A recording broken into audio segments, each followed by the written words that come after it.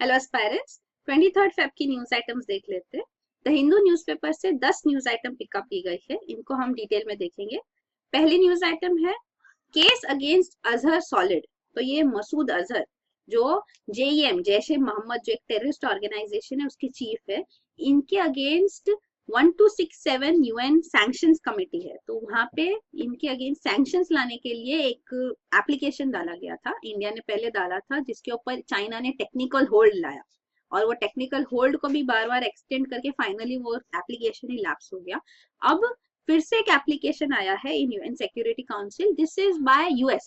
तो यूएस ने एप्लीकेशन डाला इस बार और it is backed by UK and France. तो ये तीनों वीटो मेंबर कंट्रीज है in UN security council. So UN security council में 15 मेंबर्स होती है, 15 नेशंस मेंबर्स होती है, उनमें से 5 परमानेंट है और वीटो मेंबर्स है, यूएस, यूके, फ्रांस, रशिया और चाइना। तो हर इंडिविजुअली हर एक कंट्री के पास पावर है कि वो कुछ भी रिजेक्ट करेंगे तो वो पास नहीं होगा।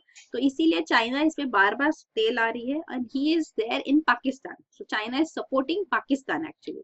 तो ये अभी चाइना इंडिया से सॉलिड एविडेंस मांग रही है कि सॉलिड एविडेंस दो कि Masood Azhar is has to be put on this sanctions committee. तो सैंक्शंस आएगी, उन पे टेरर फंडिंग नहीं होगा और उनके मूवमेंट पे भी बैन आएगा।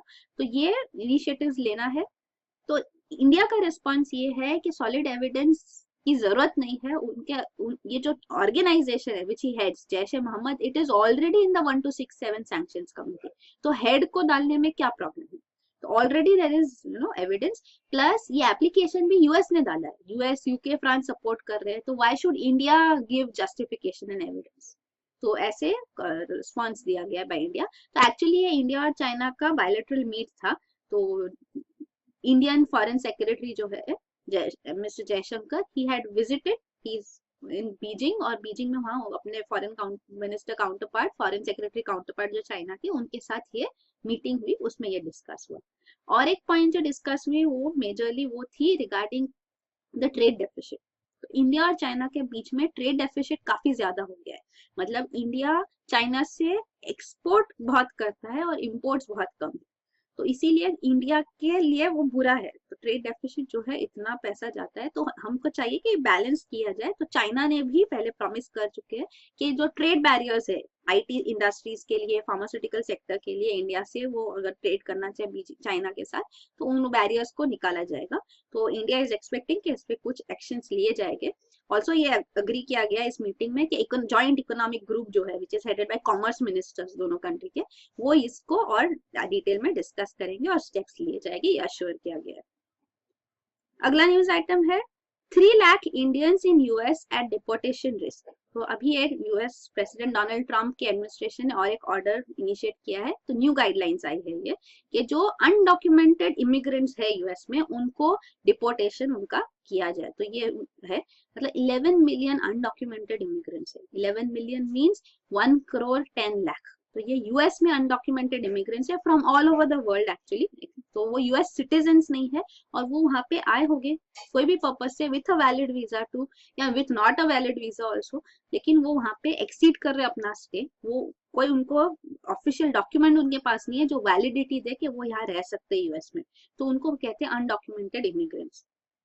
तो इसमें अराउंड 3 लाख इंडियन अमेरिकन भी हो सकते हैं, पॉसिबल है, क्योंकि क्लियर नंबर्स फिगर्स तो एग्जैक्टली नहीं है, पर ये एस्टिमेटेड है कि अराउंड इतने इंडियन अमेरिकन भी इसमें अफेक्ट हो गए।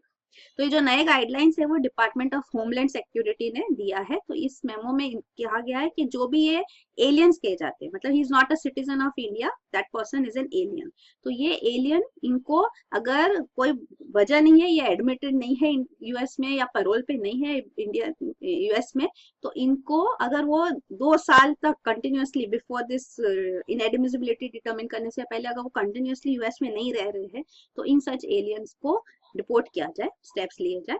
एक्सेप्शंस है, जैसे कि अगर अनअकम्पनीड माइनर है, कोई बच्चा है जिसका कोई एडल्ट साथ में नहीं है, या कोई असाइलम के लिए अप्लाई करना चाहता है, या किसी को फियर है कि वो प्रोसिक्यूशन होगा उनके अगेंस्ट, स्टेप एट्रोसिटीज किए जाएंगे अगर वो फिर से लौटेंगे, तो इन केसेस में एक्सेप्शन भी दिया जा सकता है। फिर अगला न्यूज आइटम है there is poison in the air. तो ये न्यूज आई है फ्रॉम ये रिपोर्ट है फ्रॉम इंडियन ऑर्गेनाइजेशन जो एनवायरमेंट मिनिस्ट्री से अफिलिएटेड है। तो उन्होंने डेटा जो है 2011 से 2015 तक का ये डेटा एनालाइज किया है और उन्होंने कहा है कि अराउंड 1/3 इंडियन सिटीज जो है उन्होंने एनुअल पोल्यूशन लिमिट्स जो मैंडेटरी है सेंट्रल पोल्यूशन कंट्रोल बोर्ड से उनको ब्रीच किया है, उनको क्रॉस किया है। तो जो लेवल्स होते हैं pollution levels for particulate matter 10, particulate matter 2.5 भी होता है, लेकिन वो 2.5 लेवल्स को मेजर करने के लिए भी सेंसर्स नहीं है, तो लैक ऑफ सेंसर्स भी है काफी सिटीज में। तो ये पार्टिकुलेट मैटर 10 नाइट्रोजन डाइऑक्साइड है, सल्फर डाइऑक्साइड है, तो इसके लिमिट्स है, पोल्यूशन लिमिट्स है, एनुअल पोल्यूशन लिमिट्स एक्सीड की जाती है। तो अराउंड 300 सिटीज है जो क्रॉस करती है इसको, और 94 सिटीज में ये पार्टिकुलेट मैटर लिमिट जो 60 माइक्रोग्राम पर क्यूबिक मीटर है एनुअली, उसको एक्सीड कर रही है काफी सिटीज। प्लस थोड़ी सिटीज पार्टिकुलेट मैटर के अलावा NO2 लेवल्स भी एक्सीड करती है, वो लिस्टेड है यहाँ पे, जैसे थोड़े एग्जांपल दिए गए हैं। और बाकी फिर है सल्फर डाइऑक्साइड लेवल्स भी है, तो ये एक्सीड करते हैं। ये सब प्रोविजंस इनके अगेंस्ट लाया जाता है by state pollution control board. तो पोल्यूशन लिमिट्स एनफोर्स करना, मॉनिटर करना, ये स्टेट पोल्यूशन कंट्रोल बोर्ड का काम है, सेंटर सिर्फ एडवाइजरीज देंगे। तो ये है। और रिसेंटली एक इंटरनेशनल रिपोर्ट आई थी, उसमें ये कहा गया था कि इंडिया में 1 मिलियन डेथ्स होती है annually due to air pollution. तो एयर पोल्यूशन की वजह से 1 मिलियन मतलब 10 लाख लोग मर जाते हैं। तो एनवायरमेंट मिनिस्ट्री ने इस पर क्लैरिफिकेशन दिया है कि ये एक्स्ट्रापोलेशन से, मतलब एस्टिमेट लगा के ये वैल्यू आई गई है, इसमें कोई साइंटिफिक वैलिडेशन नहीं है। और वो कह रहे हैं एनवायरमेंट मिनिस्ट्री, हेल्थ मिनिस्ट्री साथ में मिलकर एक स्टडी करेंगे और official mortality for air pollution देंगे कि क्या फिगर्स है, कितने लोग मरते हैं एयर पोल्यूशन से। और बाकी डायरेक्टिव्स भी दिए जाते हैं सेंटर से स्टेट को, वो भी हाईलाइट किया गया है, जैसे कि पार्टिकुलेट मैटर कंट्रोल करने के लिए पब्लिक ट्रांसपोर्ट प्रमोट करना चाहिए, फ्यूल क्वालिटी इंप्रूव करनी चाहिए, फ्यूल एफिशिएंसी स्टैंडर्ड्स लाने चाहिए, बायोमास, म्यूनिसिपल सॉलिड वेस्ट वगैरह बर्निंग, इस पे बैन लगाना चाहिए। तो ये स्टेप्स ले सकते हैं ताकि एयर पोल्यूशन लेवल्स कंट्रोल में रहे। और ये जो पोल्यूटेंट्स है इसके सोर्सेज मेजरली तो फ्यूल, फॉसिल फ्यूल बर्निंग की वजह से होते हैं, और फिर इवन गार्बेज बर्निंग से नाइट्रोजन डाइऑक्साइड रिलीज होता है, इंडस्ट्रीज का भी सोर्स है ये, इंडस्ट्रीज से भी रिलीज होता है। सल्फर डाइऑक्साइड भी burning of fossil fuels mainly है, इवन स्वेल्टिंग ऑफ मिनरल ओर्स जिसमें सल्फर होता है तो सल्फर डाइऑक्साइड एमिट होता है उनसे। तो अगर क्लीनर फ्यूल्स यूज किए जाए जैसे कि LPG, CNG, तो इनके एमिशंस रिड्यूस हो सकते हैं।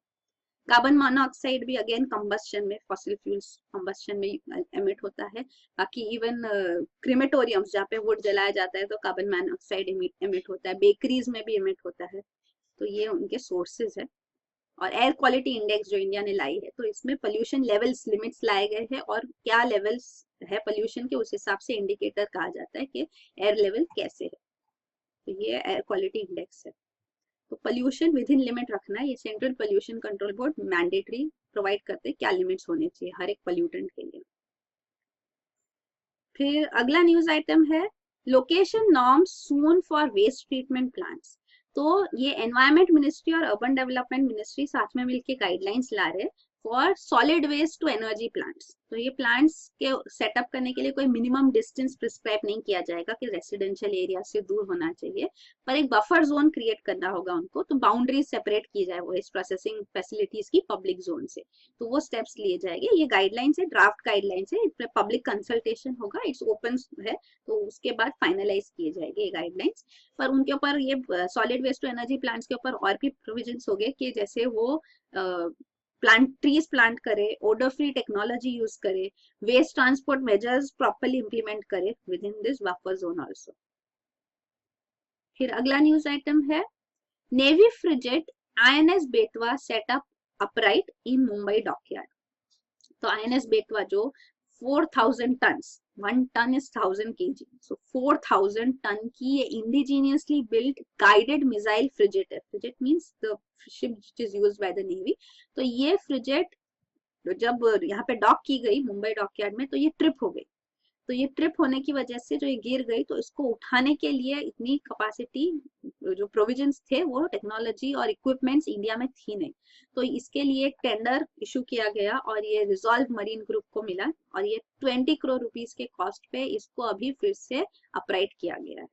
तो ये बोर्ड ऑफ इंक्वायरी भी सेटअप की गई है कि ये इंसिडेंट के लिए कौन रिस्पॉन्सिबल है, तो वो स्टेप्स भी लिए जाएंगे फॉर इंश्योरिंग कि ऐसे इंसिडेंट्स फिर से ना हो। तो ये INS बेतवा है। और काफी सारे ऐसे इंसिडेंट्स हुए, इसमें भी 2 लोगों की जान चली गई, 14 लोग इंजर हो गए थे। ये दिसंबर 2016 में इंसिडेंट हुआ था कि जब उनका उसका अनडॉकिंग किया जा रहा था तो वो ट्रिप हो गई। तो और भी जैसे इंसिडेंट्स है पहले के, वो भी दिखाए गए, जैसे टॉर्बिडो रिकवरी वेसल है वो सिंक हो गई थी, 2 वेसल्स क्लैश हो गए थे, कोलाइड हो गए थे। तो ये सारे इंसिडेंट्स पहले भी हो चुके।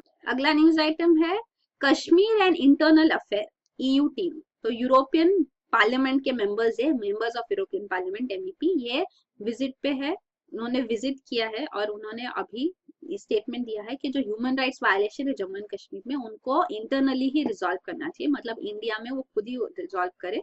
तो ये उनका से कह रहे कि इंटरनल मैटर है, मतलब पाकिस्तान हर बार कहती है कुछ भी कश्मीर रिलेटेड इशू होता है तो वो इंटरनेशनलाइज करना चाहते हैं, पर अभी ये मेंबर ऑफ यूरोपियन पार्लियामेंट ने कहा है कि नहीं, ये इंटरनली ही रिजॉल्व होना चाहिए। तो ये जो member of European parliament group है, इन्होंने कश्मीर में विजिट किया था 2003-4 में, दोनों साइड पे, पाकिस्तान ऑक्यूपाइड कश्मीर भी और इंडिया साइड ऑफ कश्मीर भी। उन्होंने कहा कि ये डोमेस्टिक मैटर है, ये कंट्रीज खुद इंटरनली अपने कंट्री के विद इन जो ह्यूमन राइट्स वायलेशन है वो खुद वो रिजॉल्व करे। और उन्होंने कंसर्न्स रेज किया है कि जो वीजा डिनाई किया गया इनके मेंबर्स को, तो ये पॉइंट है कि क्यों वीजा डिनाई किया जाता है, क्योंकि ये एक्चुअली ओपन डायलॉग चाहिए उनको, डाइवर्सिटी ऑफ व्यूज जो है उनको एक्सेप्ट करना चाहिए, तो डिसेंडर्स को कंट्री से बैन नहीं करना चाहिए। तो एक पॉइंट उन्होंने वो रेज किया है।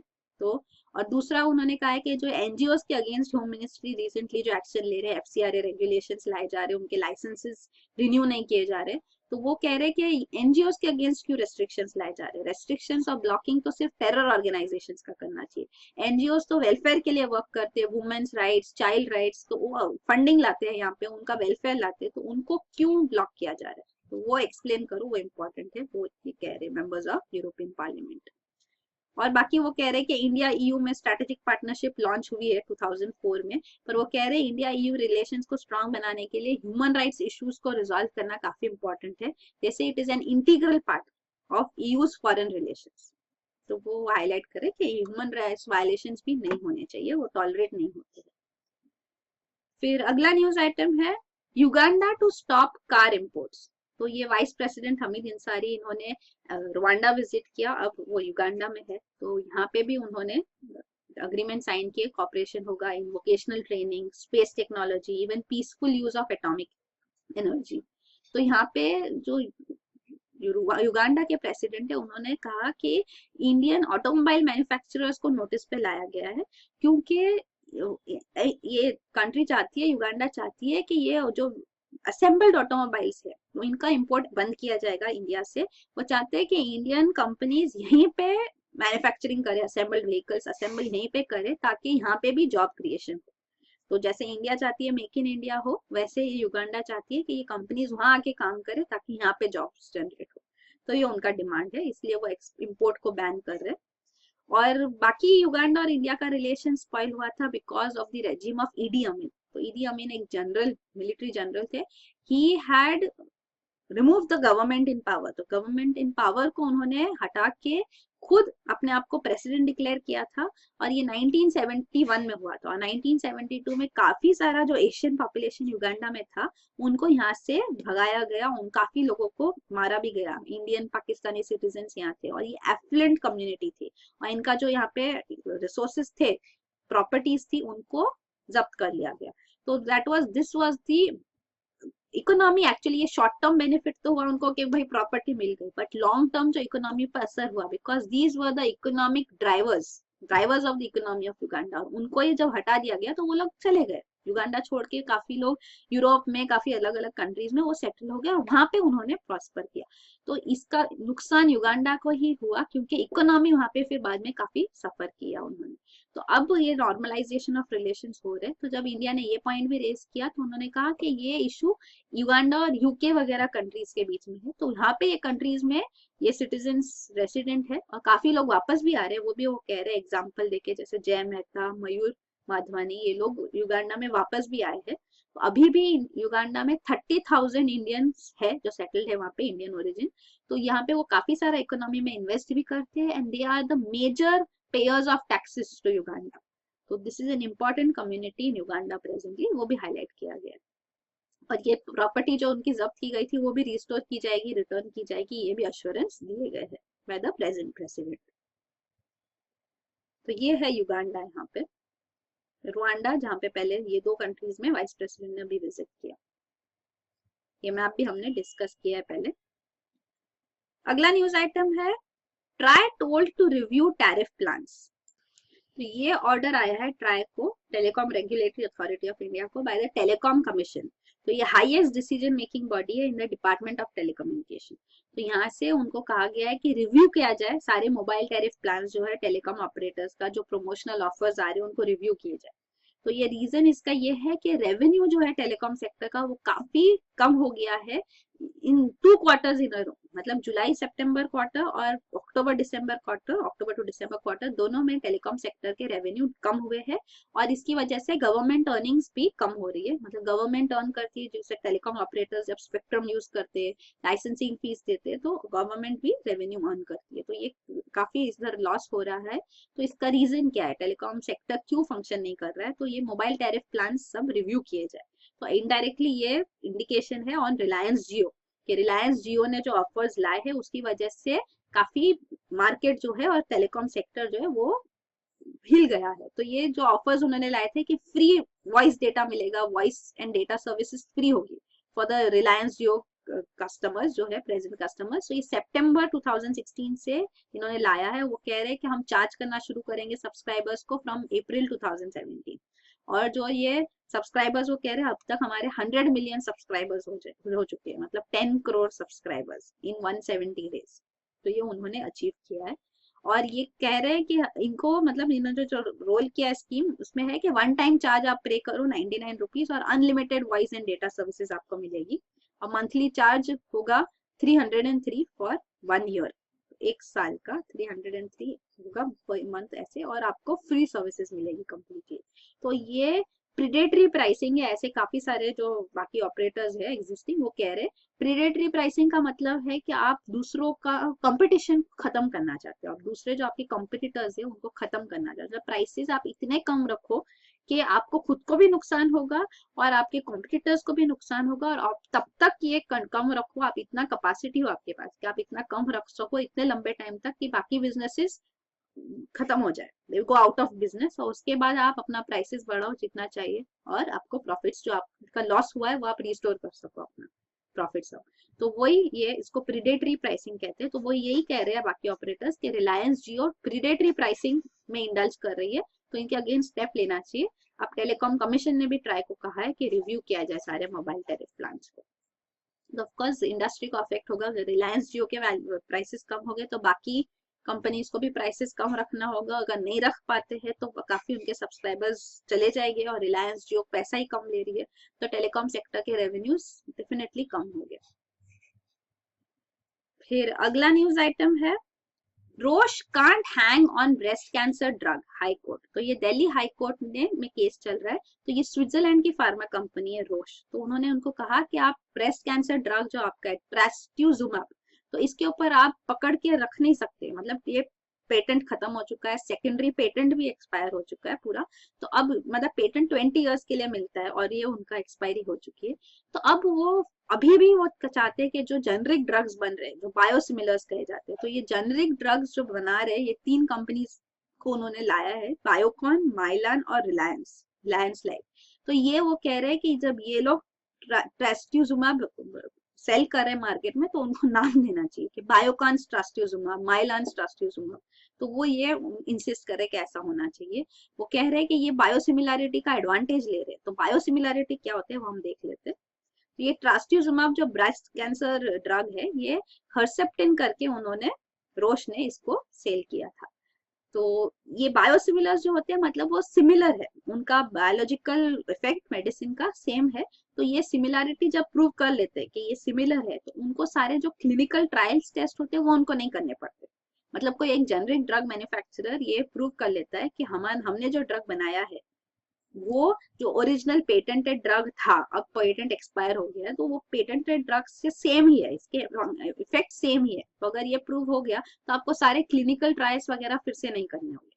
तो क्लिनिकल ट्रायल्स किए जाते हैं वो मेजर खर्चा होता है, मतलब रिसर्च किया जाता है, नए ड्रग्स लाए जाते हैं, पर मेजर जो एक्सपेंडिचर होता है ये क्लिनिकल ट्रायल्स पे होते हैं कि क्लिनिकल ट्रायल्स किया जाए, उनके रिजल्ट्स देखे जाए और उनको अप्रूवल मिले उस डेटा के बेसिस पे। तो ये सारा जो क्लिनिकल ट्रायल डेटा होता है वो लाया जाता है सामने बिफोर द पेटेंट ऑफिस, तो वो ओपन होता है।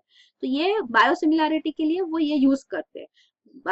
रोश ये भी कह रहा है कि जब ये बायोकान, माइलान, ये कंपनीज, जेनरिक ड्रग मैन्युफैक्चरर्स, ये क्लिनिकल ट्रायल का डेटा जो है वो सारा भी वो प्रिस्क्रिप्शन जो पैकेज होता है, तो पैकेज इंसर्ट करते हैं। मतलब जब आप ड्रग्स भी लोगे तो उसमें paper, sheet of folded paper ऐसे मिलता है जिसमें पूरा डिटेल्स होता है कि उसके टेस्ट क्या किए गए हैं, उसकी स्टडीज क्या की गई है, उसके साइड इफेक्ट्स वगैरह जो भी है इफेक्ट, वो सारा डिटेल्स होता है। तो वो डेटा जो है वो कहते हैं, रोज कहते हैं ये हमारा डेटा है, तो वो ये कैसे अपने पैकेज में डाल रहे थे, पैकेज इंसर्ट्स उनको नहीं डालना चाहिए, तो इसीलिए वो केस कर रहे हैं और कह रहे हैं कि ये नहीं होना चाहिए।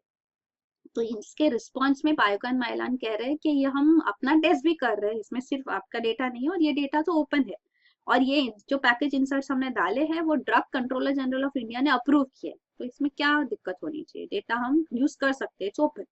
तो वही पॉइंट्स रखे जा रहे हैं और वही दिल्ली हाईकोर्ट ने कहा है कि drugs controller general of India से कंफर्म करना चाहिए कि क्या ये अप्रूव्ड है, अगर अप्रूव्ड है तो कोई दिक्कत नहीं होनी चाहिए। और वो यही कह रहे हैं रोज से कि आपका breast cancer drug patent expire हो चुका है, don't hang on to it.